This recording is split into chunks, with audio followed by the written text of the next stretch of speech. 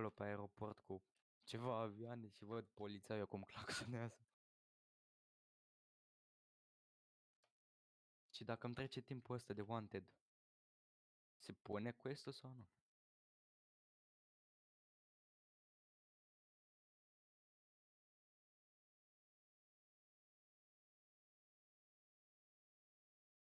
Păi zi așa. Tu ziceai acolo că runner, că nu știu ce.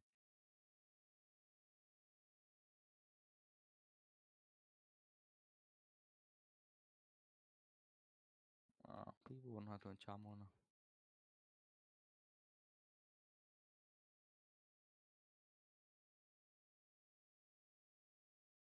Au venit cu mașină de aia, poliție, dubă, știi?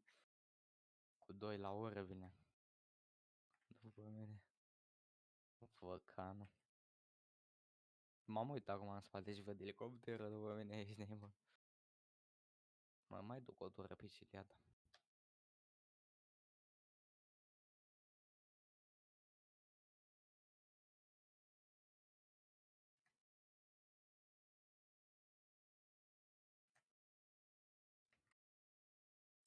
Nu știu cum de. Chiar s-a trezit cineva să vină după mine.